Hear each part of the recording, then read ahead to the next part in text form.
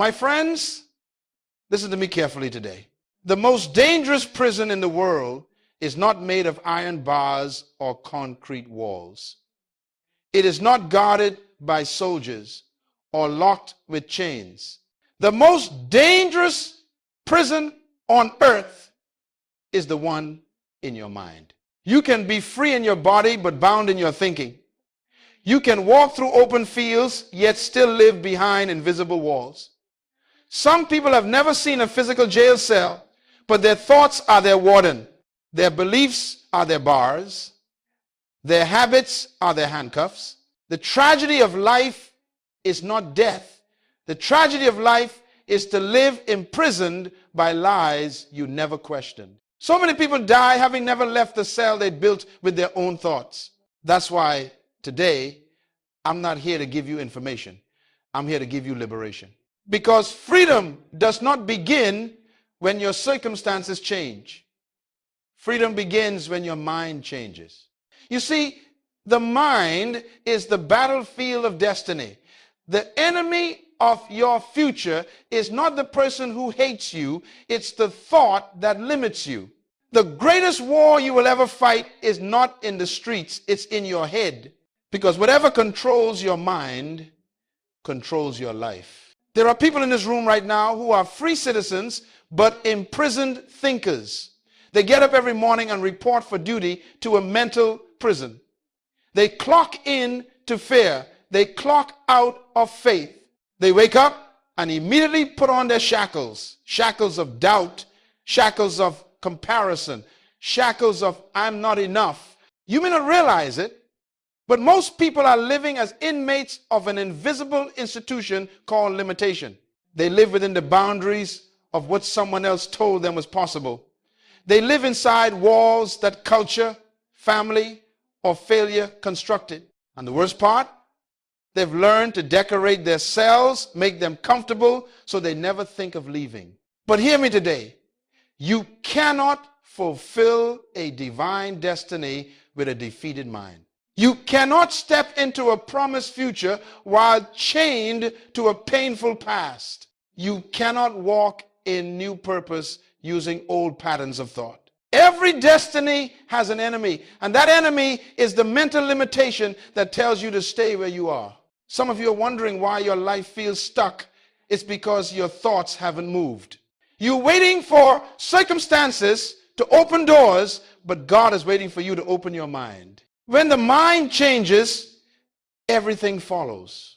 When the mind is renewed, the life is renewed. When the mind expands, possibilities multiply. So today, I came to tell you, the prison is not real, only the belief is. You have accepted boundaries that do not exist. You have called fear wisdom and comfort peace and captivity normal. But I declare to you today that the door of that mental prison is unlocked. You can walk out anytime you choose. All it takes is a decision to think differently, a decision to challenge what you've always believed, a decision to say, no more renting opinions, I will own my thoughts. The mind is the greatest gift God ever gave to humanity. Your mind is so powerful, it can design your destiny or destroy it. It can imagine freedom or fabricate failure. It can create heaven or live in hell without moving an inch. And so I say to you, freedom is not a place. Freedom is a mindset. Until your mind is free, your future will never be. Let me tell you a story. Years ago, I visited a wildlife center and saw a magnificent eagle in a cage. That bird was born to soar above mountains. But after months in confinement, something strange happened. When they finally opened the cage and gave it space to fly, the eagle refused. It hopped a few feet, flapped its wings once, and stopped because its mind remembered the walls that no longer existed. That eagle is a picture of millions of people today, gifted, brilliant, created to soar, yet living within the height of their old limitations. They could rise, but they don't believe they can. They could change, but they've accepted the cage. My question to you today is simple. Have you accepted your cage? Because if you have, it's time to break it. This message is for the thinkers who are tired of average, for the dreamers who sense there's more but don't know why they feel stuck, for the leaders who are ready to build a mind so strong it scares mediocrity. By the end of this message, you will not just think differently, you will see differently. Because when your vision changes, your direction changes. When your direction changes, your destiny follows. So today, we begin a journey from limitation to liberation, a journey from mental captivity to mental mastery. And it begins with one realization. The invisible prison exists only in your mind. Now let's walk together into understanding how it was built and how to break it. This message is for the thinkers who are tired of average, for the dreamers who sense there's more but don't know why they feel stuck, for the leaders who are ready to build a mind so strong it scares mediocrity. The Bible never said be transformed by changing your clothes. It never said be transformed by moving to a new city. It said be transformed by the renewing of your mind. Why? Because your life can never go where your thoughts have not gone first. Every action you take is the offspring of a thought you accepted. Every decision is born from a belief. Every habit is the echo of a mental pattern. You don't behave your way into belief, you believe your way into behavior. So when you change your thoughts, your actions will have no choice but to follow. That's why the enemy of your purpose doesn't need to take your money, your friends, or your opportunities. He just needs your mind. Because if he can control your mind, he already owns your future. Your mind is the control tower of your destiny. It decides where the aircraft of your life will land. It decides whether you fly or whether you fall. But here's the tragedy. Most people have given away the pilot's seat. They let other people think for them. They outsource their imagination. They subcontract their convictions. They allow social media to program their perspective. They are what I call mental tenants. They are renting thoughts instead of owning them.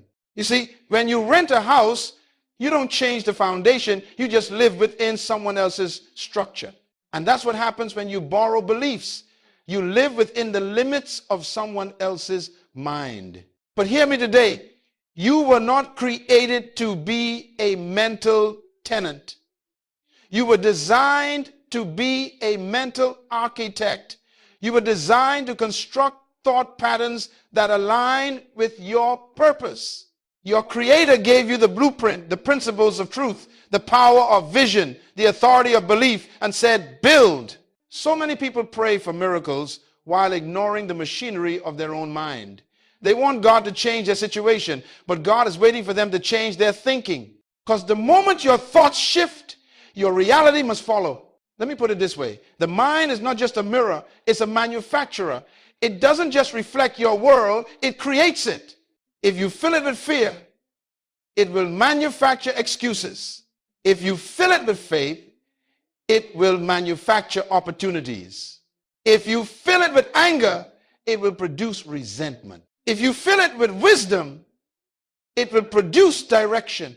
Whatever seed you plant in the soil of your mind will eventually show up in the harvest of your life. That's why your external world is a photocopy of your internal world. The world you live in is simply the world that lived in you first. So if your circumstances are chaotic, it means your thinking is confused. If your relationships are broken, it means your perception of people is distorted. If your life feels stagnant, it means your imagination has stopped expanding. You cannot escape a battlefield you do not recognize. And the greatest deception of all is to fight external enemies while being defeated internally.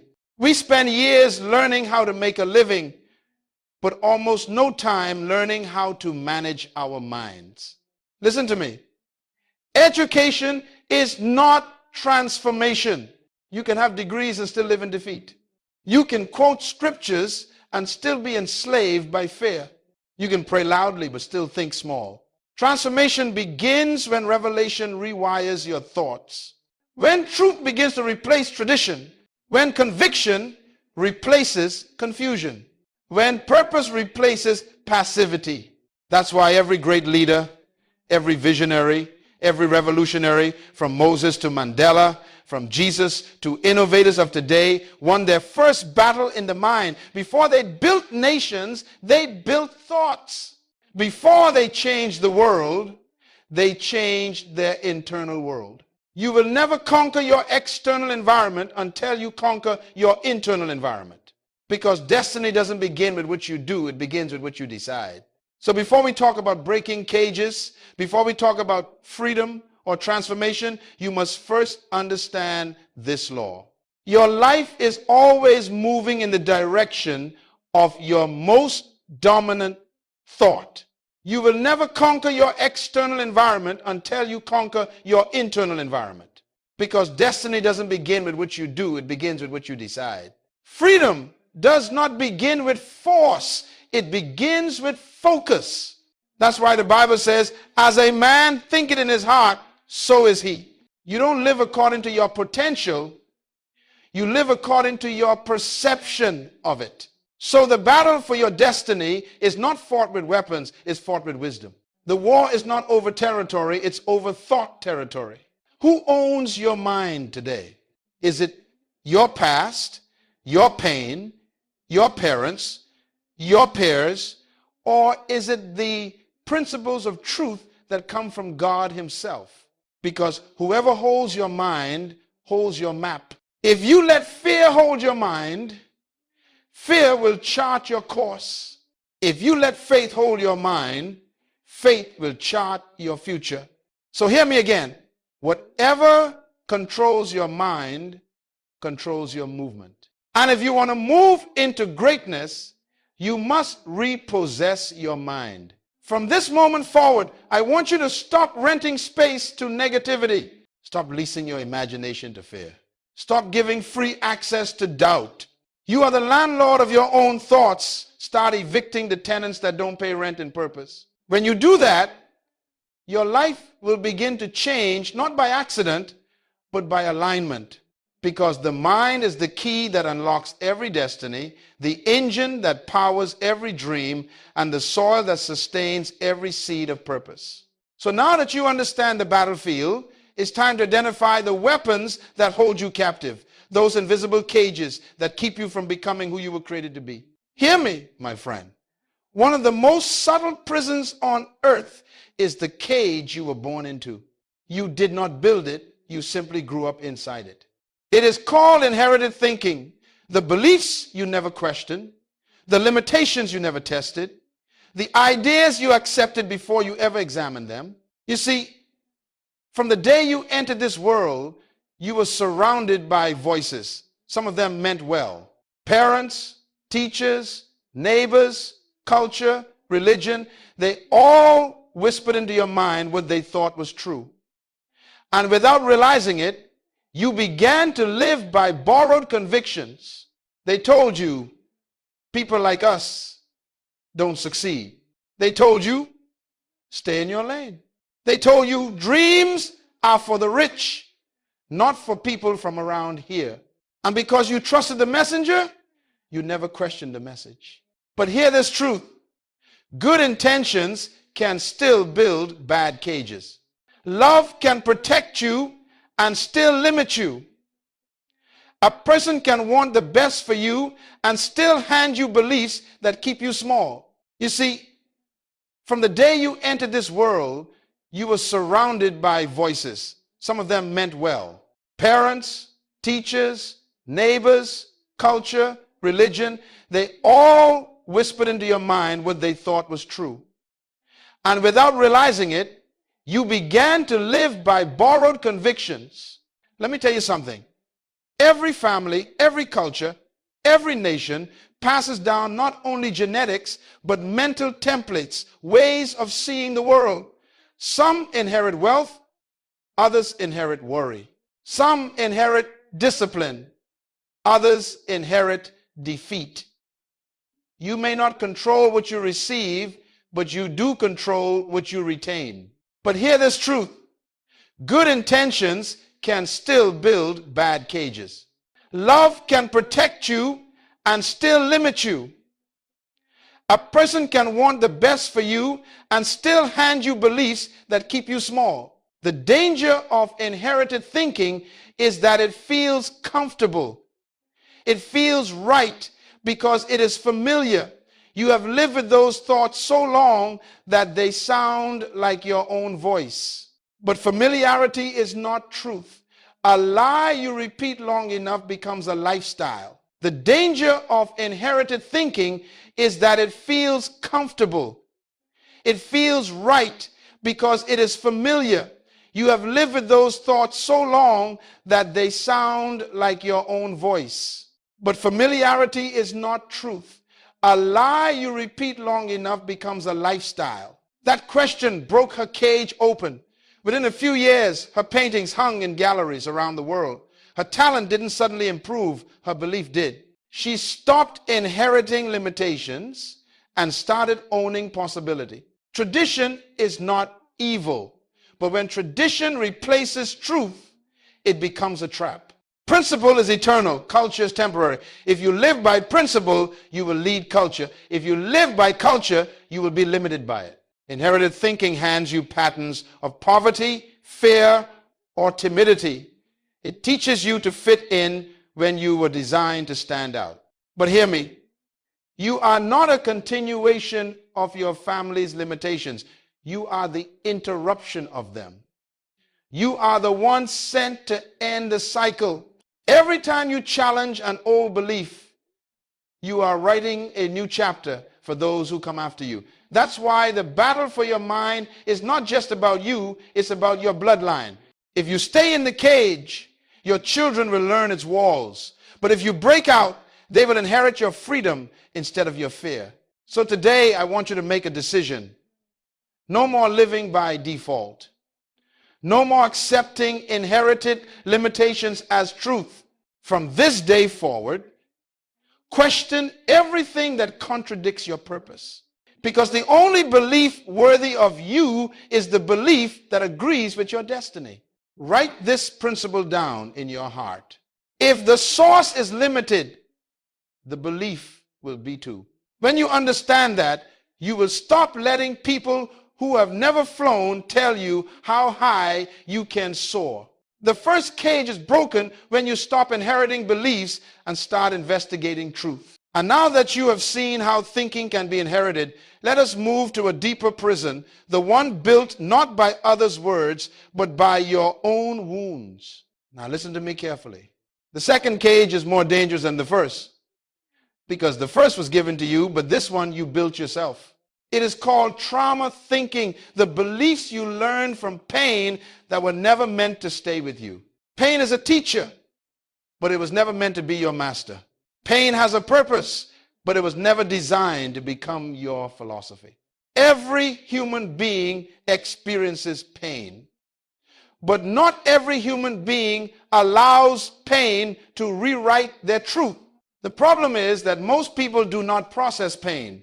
They personalize it. They take the event and turn it into identity. They say, I failed, so I am a failure. I was betrayed, so I can't trust again. I was abandoned, so I must not be worth keeping. And when those sentences become beliefs, the bars of the second cage begin to rise. Let me teach you something about your mind. The mind is a recorder. It captures everything. But if you don't rewrite the story, it will play the same scene over and over until it becomes your reality. You can't have a new life while replaying old pain. Your past will always knock on the door of your present until you stop answering. There's a difference between remembering pain and reliving it. When you remember pain, you learn. When you relive pain, you remain. And some of you have been remaining where you should have been learning. I once met a man who went bankrupt early in his career. He had big dreams, powerful ideas, but one financial failure branded his soul. He made a vow in his heart that day, I will never take risk again. So for 10 years, he lived in fear of expansion. He avoided opportunities. He refused growth. He rejected partnerships. He wasn't protecting his future. He was protecting his pain. His breakthrough didn't come from money or mentorship. It came from revelation. He realized that his past failure was not a sentence. It was a seminar. The lesson wasn't never risk again. The lesson was risk wisely next time. When he changed the meaning of his pain, the power of that pain disappeared. Let me say that again for someone listening. Your pain does not define you. The meaning you give it does. If you interpret pain as punishment, it will make you bitter. If you interpret pain as instruction, it will make you better. Pain will visit you. But you must decide if it becomes a teacher or a tenant. If you let it live too long, it starts paying rent in your thoughts, and soon it owns the house. I know many people who stopped living the day they got hurt. Their bodies kept moving, but their hearts froze in time. Their pain became their personality. You talk to them, and you're not hearing their voice anymore. You're hearing their wounds speak. But God never designed you to be a spokesperson for your scars. He designed you to be a steward of your healing. The scar is supposed to be a testimony, not a trademark. It should remind you of what you came through, not what you came to. The danger of trauma thinking is that it teaches you lessons you were never meant to learn. It teaches you that vulnerability equals weakness. That hope equals disappointment. That effort equals exhaustion. Those are not truths. They are survival codes written by fear. Let me say that again for someone listening. Your pain does not define you. The meaning you give it does. If you interpret pain as punishment, it will make you bitter. If you interpret pain as instruction, it will make you better. Pain will visit you. But you must decide if it becomes a teacher or a tenant. If you let it live too long, it starts paying rent in your thoughts, and soon it owns the house. Pain misinterpreted becomes prophecy. What does that mean? It means if you don't change the message of your pain will start predicting your future. You'll begin to see every new opportunity through the eyes of old wounds. You'll meet new people, but treat them like the ones who hurt you. You'll face new seasons, but act like you're still in the last storm. So how do you break this cage? You must confront your pain and change its purpose. Don't ask, why did this happen to me? Ask, what did this come to teach me? Don't ask, what did I lose? Ask, what did I learn? When you assign purpose to pain, you disarm its power. When you let God reinterpret your wounds, your scars become wisdom. Your past ceases to be a prison and becomes a platform. The mind healed by truth can look back at trauma and say, thank you, you made me stronger, not smaller. When you reach that point, you'll know the cage is cracked. So today I challenge you, revisit every painful season and rewrite the lesson.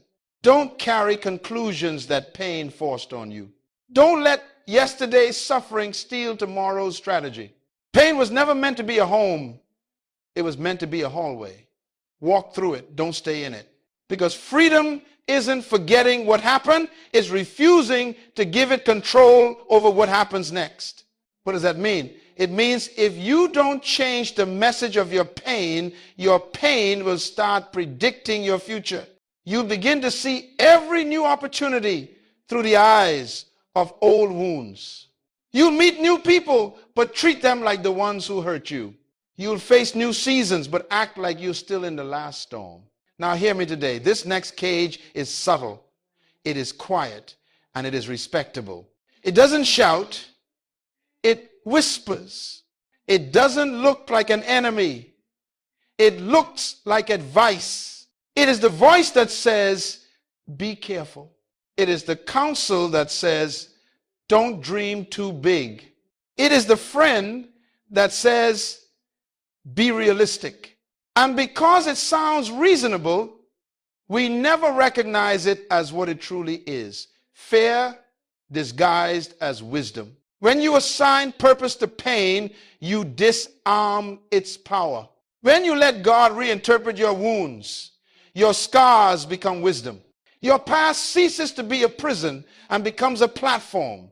And now, my friend, we move to the next cage. One far more deceptive. It doesn't come wearing the face of pain. It comes wearing the mask of wisdom. Let me tell you something important. Not every safe choice is a smart one. And not every risk is foolish. The difference between wisdom and fear is motive. Wisdom plans for the future. Fear avoids it. Fear always disguises itself in logic. It says, don't start that business. The market is unstable. It says, don't pursue that vision. You don't have the qualifications. It says, don't forgive them. They'll hurt you again. And every time you listen, the walls of your cage grow thicker. The greatest enemy of faith is not failure, it is familiarity. Fear uses comfort to convince you that staying where you are is safer than becoming who you could be. But comfort zones are beautiful prisons. They make you feel secure while slowly stealing your potential. Let me share a story. Years ago, I mentored a young man who had a dream to transform his community through education. When he shared his vision with others, they told him, "You're dreaming too big. Be practical. Start small. Don't try to do so much." Their words sounded wise, didn't they? Be practical.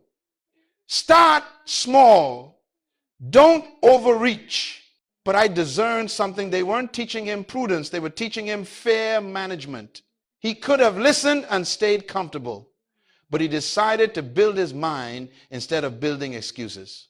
He went forward anyway. And today, that young man oversees schools that have educated thousands of students who were once forgotten.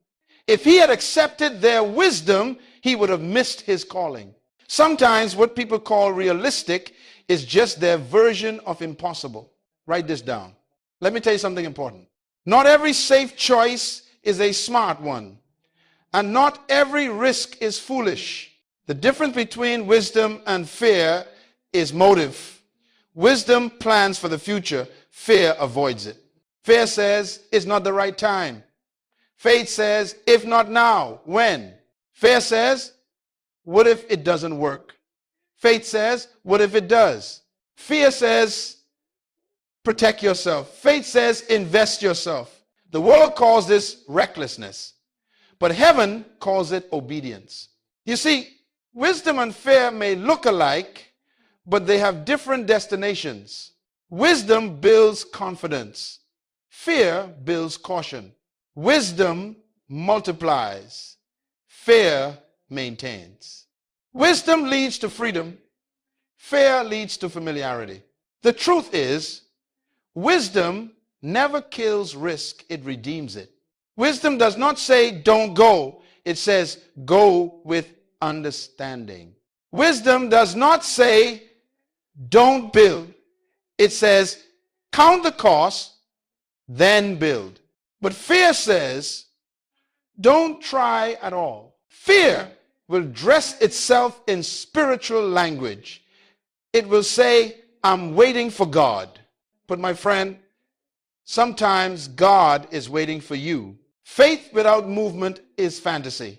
You cannot steer a parked car, and God cannot direct a life that refuses to move. When you listen to fear disguised as wisdom, you start negotiating with your purpose.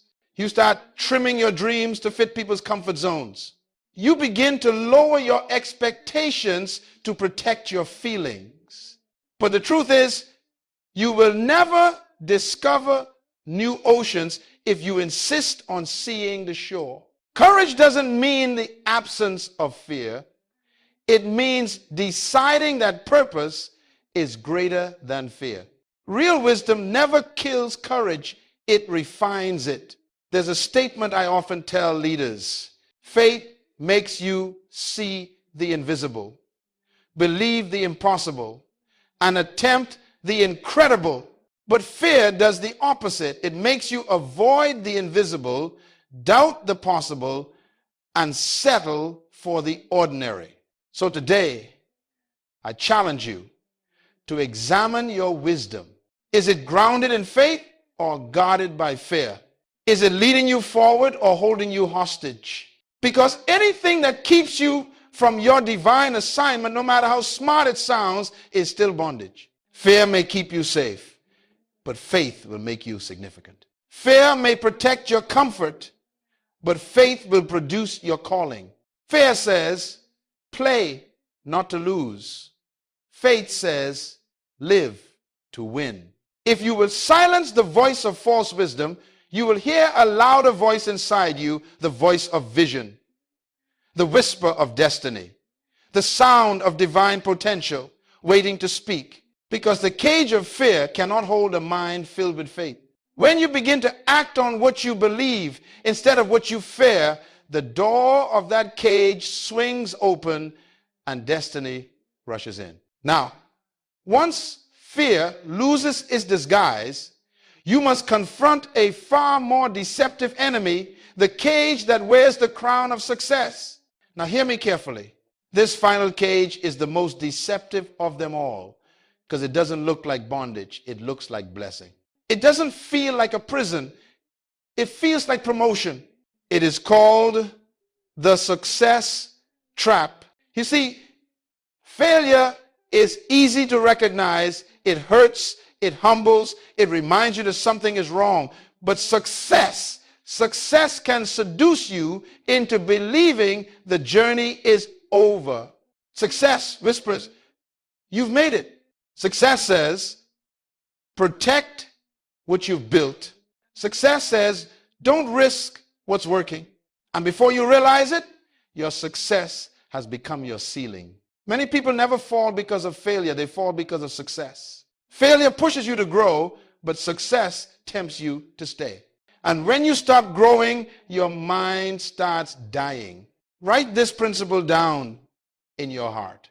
Yesterday's achievements can become tomorrow's imprisonment. When you start to protect your past victories more than you pursue your next assignment, you have already entered the cage. Success is supposed to be a doorway, not a destination. Let me tell you something about purpose. It never retires. Purpose is not a season, it is a lifetime.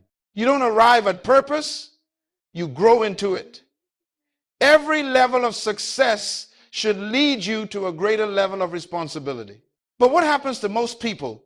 They become caretakers of yesterday's blessings. They start maintaining what once required their faith.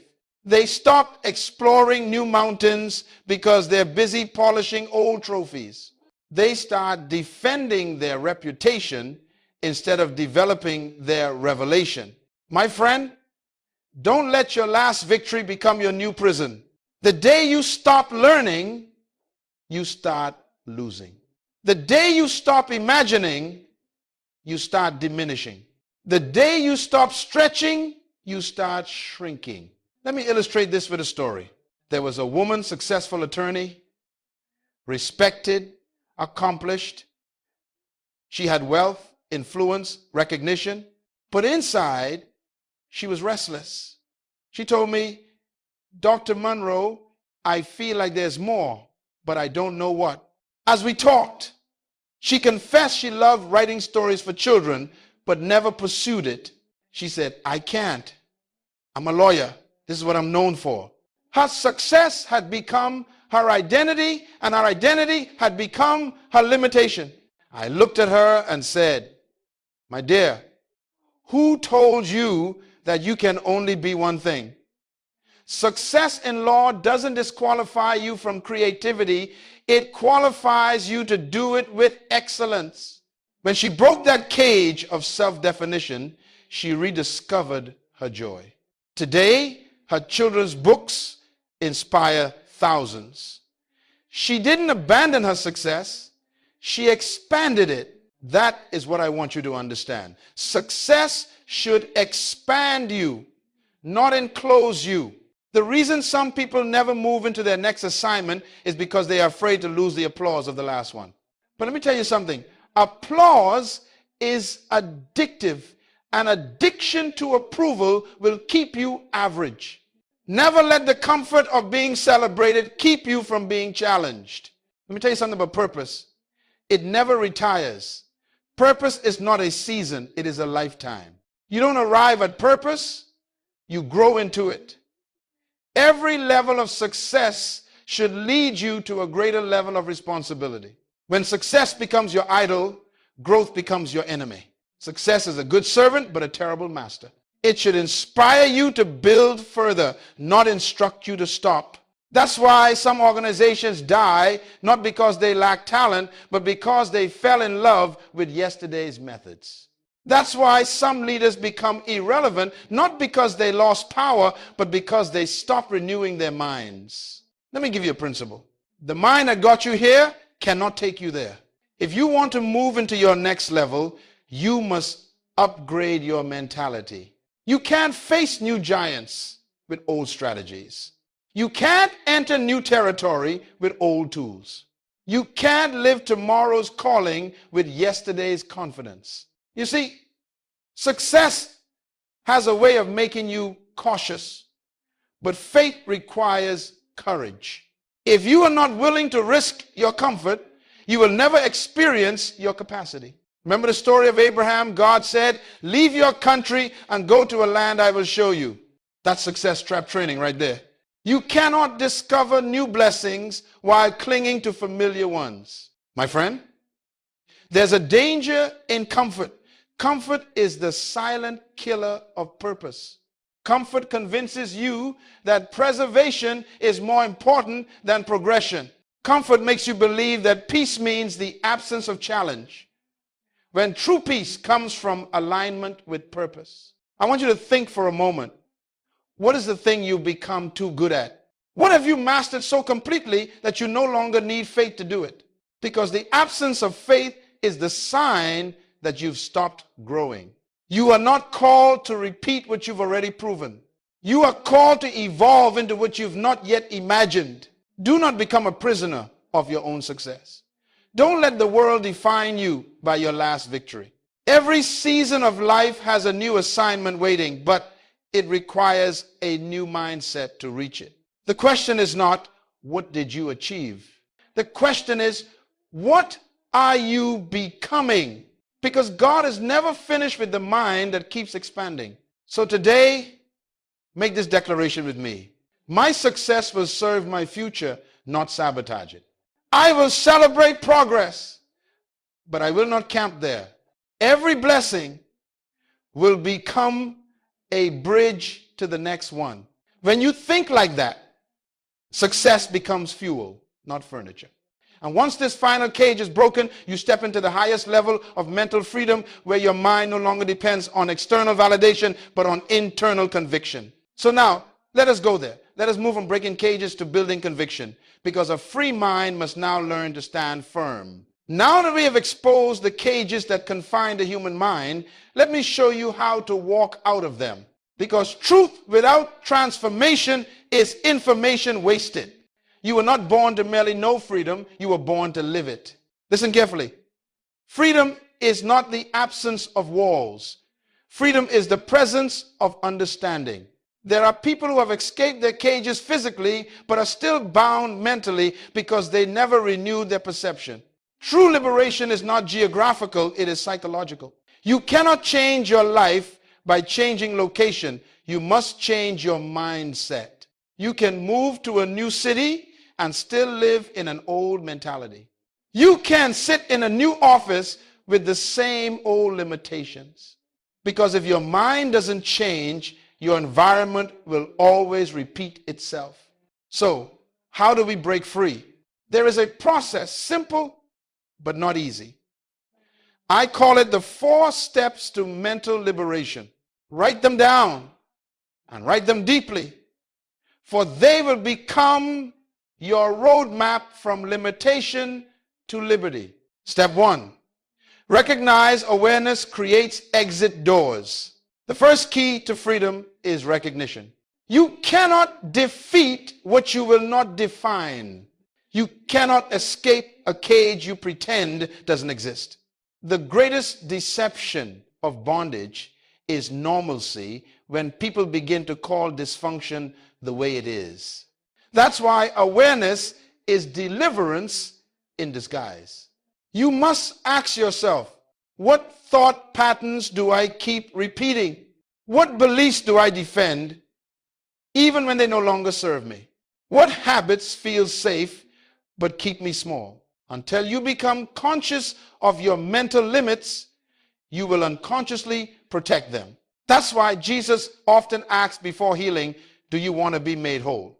Not because he didn't know, but because he wanted the person to recognize their condition. Recognition opens the door to revelation. Step 2, reframe. Challenge the lie and replace it with truth. After you recognize the cage, you must reframe it. Every limitation begins as a lie that sounds true. To break free, you must confront that lie and replace it with principle. If you believe I'm not smart enough, reframe it. I can learn anything with discipline. If you believe no one like me succeeds, reframe it. My difference is my distinction. If you believe it's too late for me, reframe it. Purpose does not expire with age. You don't fight lies with feelings, you fight lies with truth. Because truth is not emotional, truth is eternal. This is why the scripture says, you shall know the truth, and the truth shall make you free. Freedom is not the product of escape, it is the product of enlightenment. When you expose a lie, you strip it of its authority. Step 3, replace. Build new patterns of thought. Recognition and reframing are powerful. But if you do not replace the old pattern, your mind will revert. Empty space in the mind is dangerous. Something will always fill it. That's why after you break a limiting belief, you must install a liberating one. How? Through repetition. Repetition builds conviction. Conviction builds transformation. Every morning, speak your new truth until it becomes instinct. Say it until your mind believes it, until your emotions submit to it, until your actions reflect it. Because words are the software of the soul. If you want to change the system, rewrite the code. Say with me, I am not a victim of my thoughts. I am the author of them. I do not live by emotion. I live by intention. My mind serves my purpose, not my past.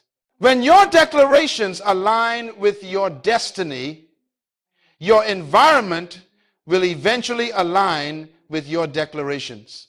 Step 4. Rehearse discipline turns revelation into reality. Now, the final step, rehearsal.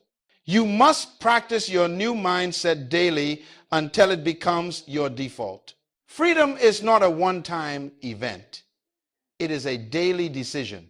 Every day, your old cage will call your name. Come back, it's safe here. And every day you must answer, no, I've outgrown that. Discipline is the bridge between revelation and transformation.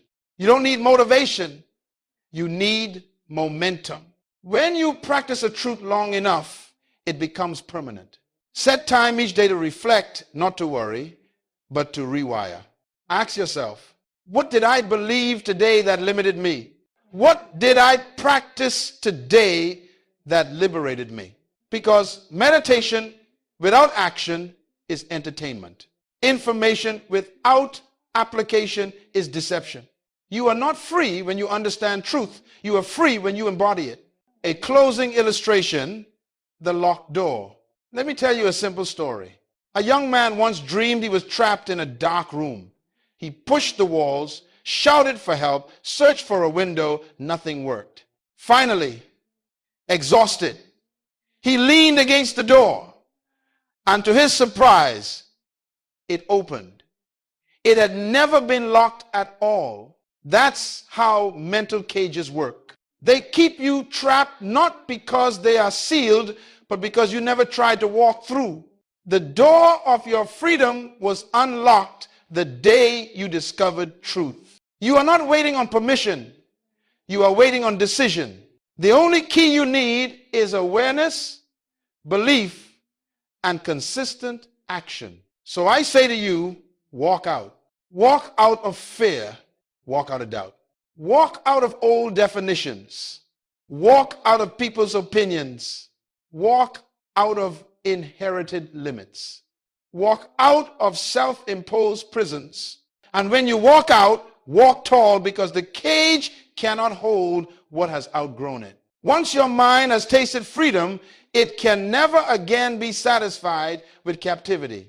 But freedom, my friend, must now become foundation, because a free mind without conviction is easily deceived. And so now, let us move into the next level of mental mastery, the mind of conviction, the kind of mind that cannot be shaken once it stands upon principle. My friend, the final mark of a liberated mind is conviction. Conviction is not opinion. Conviction is not preference. Conviction is principle that has taken root so deeply it becomes part of your identity. Consensus follows crowds. Conviction follows truth.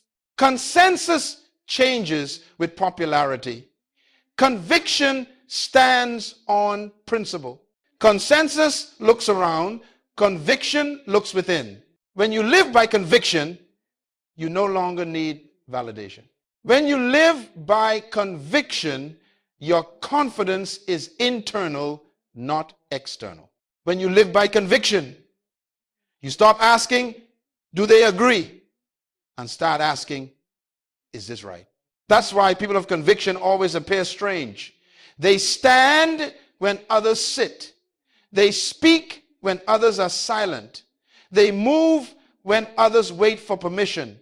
Because conviction is louder than opinion, deeper than fear, and stronger than circumstance. You cannot build a great life on agreement. You can only build it on conviction. The winds of culture will blow. Public opinion will rise and fall. Friends will come and go.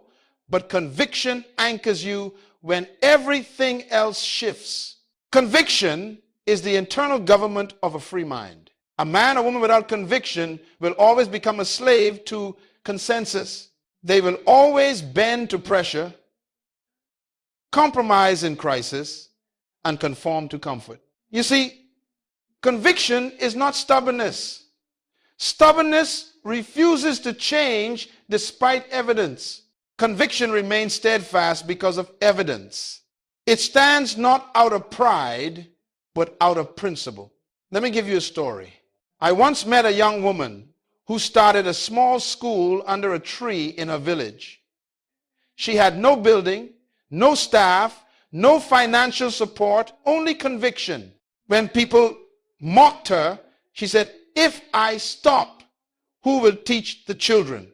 Years later, that small school became one of the largest educational networks in our nation. Her conviction attracted resources. Her conviction inspired others.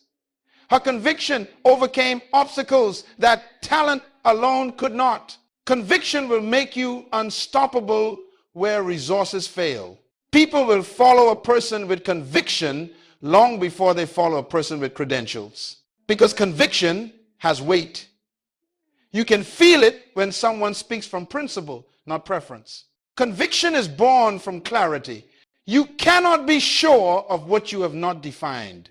Clarity produces confidence. Confidence produces conviction. So I ask you, what do you believe about yourself? What values will you never compromise? What truth are you willing to suffer for? When you can answer those questions, your life becomes focused. You stop chasing opportunities and start attracting alignment. Because conviction magnetizes destiny. It pulls the right people and pushes away the wrong ones. Many people fail not because they lack opportunity, but because they lack certainty. They don't know what they stand for, so they fall for whatever works. The second element of conviction is personalization. It's not enough to know what's true. You must make it true for you. You can quote wisdom, you don't live. You can preach truth, you don't practice. You can admire principles you've never applied. Conviction begins when truth moves from your head to your heart. I knew a man who could teach ethics better than anyone, yet he fell in the simplest moral test. Why? Because integrity was his opinion, not his conviction. You must own what you know. Only personalized truth has power. The third element of conviction is cost. Every genuine conviction will cost you something. It might cost you popularity when you stand against the crowd. It might cost you comfort when you choose purpose over pleasure. It might cost you relationships when others don't share your vision. But remember this, conviction without cost is just convenience. If your truth has never been tested, it has never been trusted. Only what you're willing to suffer for reveals what you truly believe. I once worked with a leader who turned down millions of dollars because the deal compromised his values. People asked him, "How could you walk away from that?" He smiled and said, "Because I've invested too much in who I am to sell it so cheaply." That, my friend, is conviction. When you live by conviction, peace replaces fear. You no longer worry about outcomes because principle decides for you. Conviction simplifies life. You no longer need to deliberate over every decision. You just ask, does it align with what I believe? A mind with conviction doesn't seek permission to stand firm. It doesn't need constant applause to maintain its purpose. It doesn't retreat when criticized, and it doesn't crumble when alone. This is the kind of mind that transforms nations. This is the kind of mind that scares mediocrity. This is the kind of mind that heaven can trust with influence. If your truth has never been tested, it has never been trusted. Only what you're willing to suffer for reveals what you truly believe. Because in the end, it is conviction, not comfort, that crowns a life with meaning. And now, having built a mind of conviction, let us take the final step to understand what it means to reconstruct the liberated mind into one that governs itself by principle and creates legacies that endure. Let the word principle define you. Live by it. Die by it if necessary. Because leaders don't follow crowds. They follow convictions built on truth. You see, freedom without structure is chaos. And a liberated mind without leadership becomes a loose cannon full of power but lacking direction. That is why I say to you today, the mind that is free must now become the mind that leads one. Freedom requires framework. When God delivered Israel from Egypt, they left the cage of slavery, but they didn't yet have the culture of freedom. They were free bodies with slave minds. They left the chains behind, but carried the mentality with them. So God didn't just give them land, he gave them laws. Why? Because freedom must be governed by principle. A free mind must be trained to think in order, discipline, and stewardship. Write this principle down. Freedom without principle becomes self-destruction.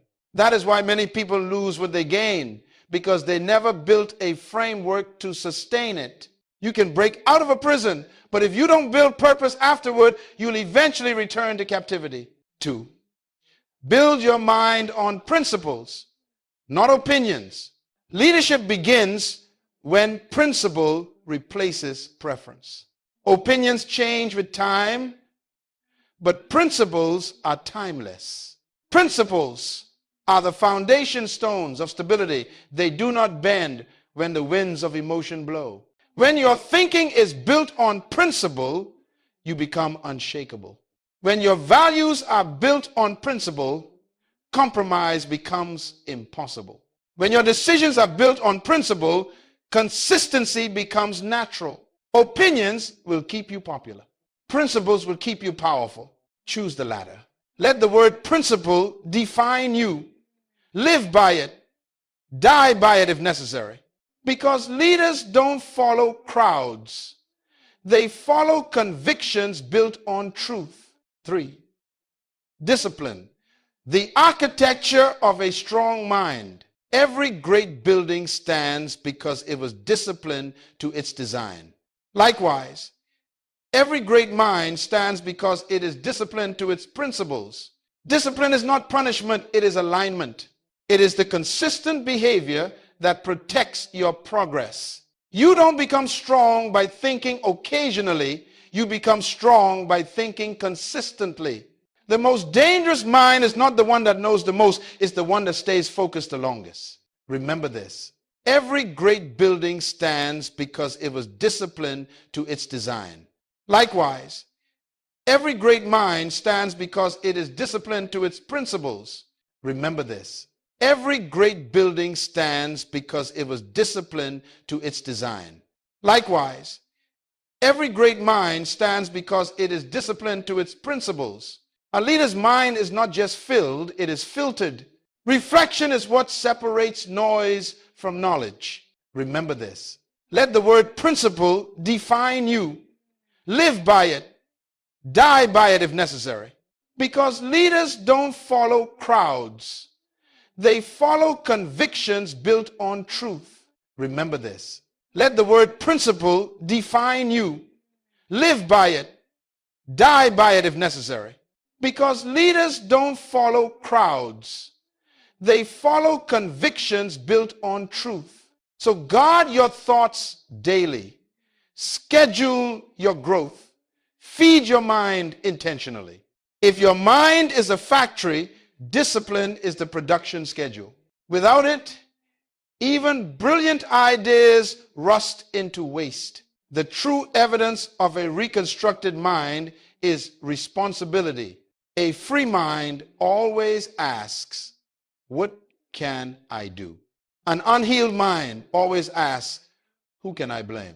Every time you say it's someone else's fault, you surrender authority. But every time you say, I will take responsibility, you reclaim dominion. Leadership begins with personal responsibility. Before you can lead others, you must manage yourself. If you cannot govern your own thoughts, how can you guide a nation? Vision. The compass of a reconstructed mind. A leader's mind is guided by vision. Vision gives direction to freedom. It tells your energy where to go. Without vision, freedom becomes wandering. With vision, freedom becomes progress. A vision is not a fantasy. It is a picture of your potential guided by principle. It is the mental blueprint of your divine assignment. And hear this. Your future is hidden in your daily focus. Leaders don't chase everything. They pursue purpose. They say no more often than they say yes. They live by intentionality, not impulse. So write your vision. Guard your vision. Feed your vision. Because what you continually see in your mind, you will eventually stand in with your life. 7. Legacy. Turning mental freedom into generational impact. Finally, every reconstructed mind must think generationally. You are not just living for yourself, you are building a pattern for those who come after you. The greatest proof that your mind is renewed is when your thinking outlives you. When your principles become your family's culture, when your convictions become your community's values, when your wisdom becomes your world's inheritance. Legacy is not leaving people money, it's leaving them mentality. Because money without mentality will return them to poverty. But principle will produce progress that no economy can erase. Teach your children not only what to think, but how to think. Give them not your success, but your systems. Give them not your trophies, but your truth. When you build minds, you build nations. When you build principles, you build civilizations. When you build legacies of thought, you build eternity into time. 8, the final call, from freedom to leadership. So today, I charge you, don't just be a product of freedom, be a producer of it. Let your thinking become a model for others to follow. Live as evidence that a renewed mind can rebuild a broken world. Every great change in history began when one person decided to think differently. Let that person be you.